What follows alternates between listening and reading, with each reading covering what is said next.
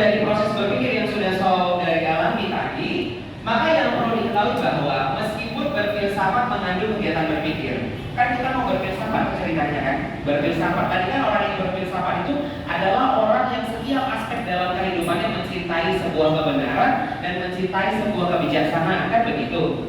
Nah, dalam proses mencintai kebenaran dengan mencintai kebijaksanaan, maka kita perlu proses berpikir kan? Nah, tetapi pada baris berikutnya apa katanya? Tetapi tidak setiap kegiatan yang kamu lakukan dalam proses berpikir ternyata berarti berfilsafat. Apa ada yang bisa menyampaikan pandangannya terhadap baris kedua itu? Silakan. Kalau saya yang pandangan itu benar ada, karena kita tahu berfilsafat itu berarti kita selalu berusaha untuk berpikir ada satu tujuan yang ingin kita capai, yaitu kebaikan dan kebenaran dan berguna dalam segala hal kan. Jadi kalau misalnya dalam berfilsafat ini memang terjadi proses berpikir, namun kalau dalam proses berpikir itu terjadi proses filsafat, karena tujuannya kan guna kebaikan dan kebenaran. Sedangkan kalau kita berpikir misalnya kita jual lah, kita misalnya ada yang kita lihat maling lah kan, ini mencuri sesuatu, dia pasti mengeluarkan proses berpikir untuk bagaimana supaya mendapatkan barang, tapi itu tidak masuk dalam filsafat. Tidak sesuai dengan kebenaran. Jadi itulah namanya proses berpikir untuk menjadi filsafat itu bagus ya. Dia kontekstual sekali memberikan contohnya Victory. Misalnya kita mau mencuri, misalnya kita kan berpikir nih bagaimana cara mendapatkan barang yang mau kita curi, seperti itu. Tapi ketika kita dalam proses berpikir itu, kalau kita kaitkan dengan filsafat, apakah kita berfilsafat? Kenapa? Karena kita kembali lagi ke definisi awal. Orang yang berfilsafat itu adalah orang yang mencintai sebuah kebenaran. Padahal yang kita lakukan adalah bukan suatu kebenaran, karena sifatnya merugikan orang lain. Bagus, begitu.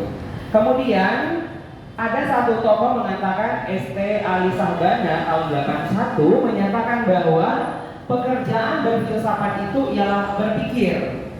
Dan hanya manusia yang telah tiba di tingkat berpikir yang berfilsafat. Teman-teman, kenapa identik sekali dalam mata kuliah ini kita disuruh berpikir?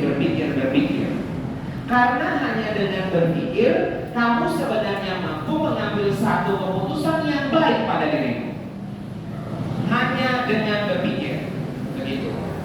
Nah, kemudian jika pengertian filsafat ditelisik dari sudut kajian panjang terminologis, maka bisa ditelaah dari pendapat para tokoh filsafat itu sendiri. Misalnya ini, apa kata Plato?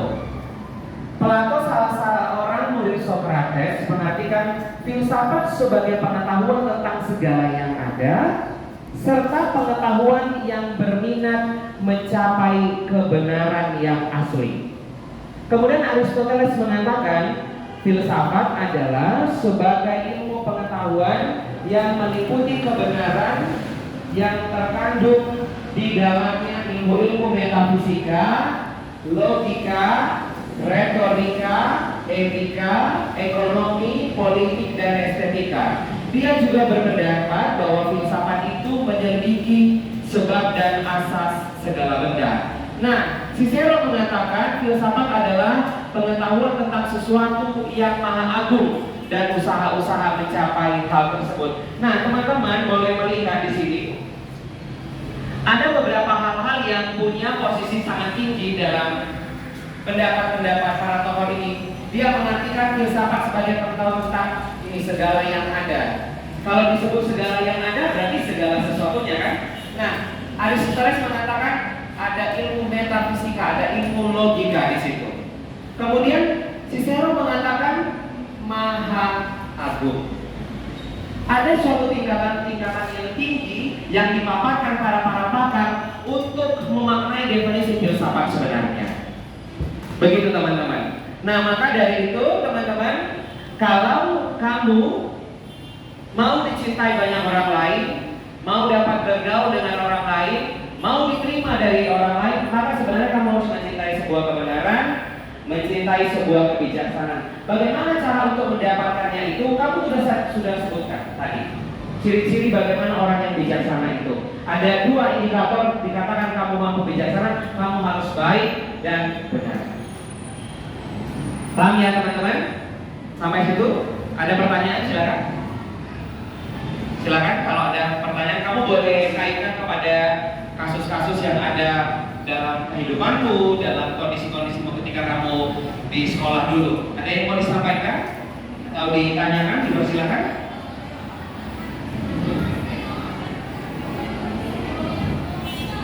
Dipersilakan teman-teman. Ya, Johnson. Saya mau bertanya Pak. Terkadang kan kita itu bisa berpikir yang buruk Pak. Tapi kita berpikir yang buruk ini untuk demi kebaikan kita sendiri, bahkan lingkungan di sekitar kita. Nah, pertanyaan saya, apakah itu termasuk kita berfilsafat atau malah sebaliknya? Ya, baik. Ada momen kita berpikir, tetapi pikiran kita itu buruk, tapi ternyata berdampak baik kepada kita. Yang mau kita telisik adalah outcomes-nya, hasil dari buah pikir itu. Kalau hasil buah pikir itu berdampak untuk kebaikan, maka proses berpikirmu nggak ada yang salah di situ. Karena hasil dari buah pikirmu itu berdampak positif kepadamu. Karena apa?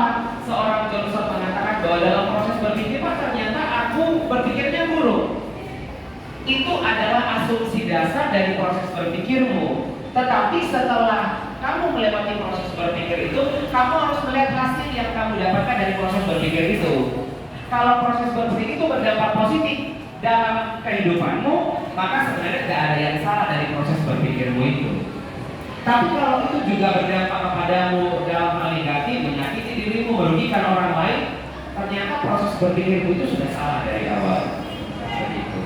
Paham ya teman-teman? Ada lagi pertanyaan? Ada lagi?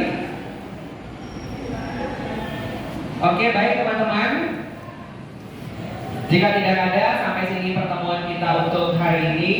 Kita akan bertemu lagi minggu depan.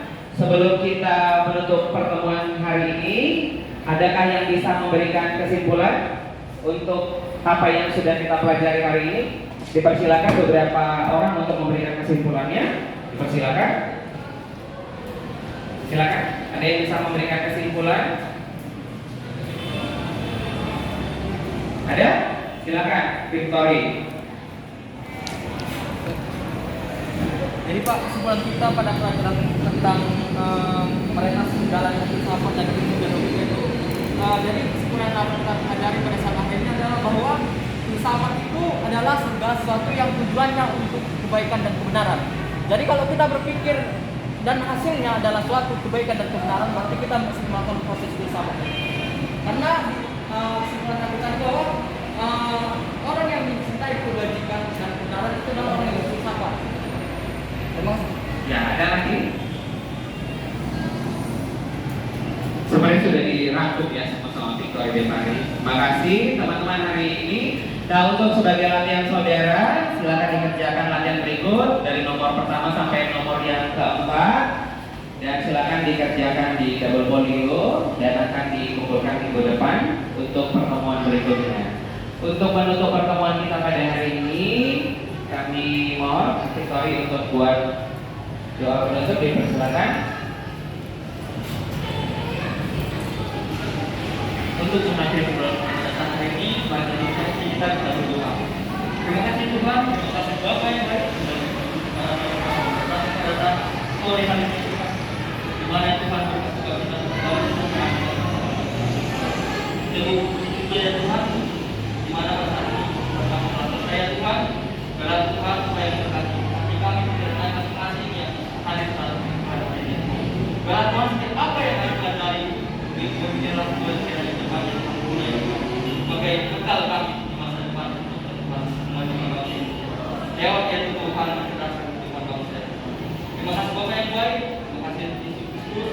Di Tuhan kami doa Tuhan, berkatilah dosen kami Tuhan, mengajar kami Tuhan, mengalah kami Tuhan, berkat kami sudah berapa selamat dan berdadar, kesehatan dan keselamatan bagi Tuhan yang sudah hikmat kepada kami yang kepada saat ini.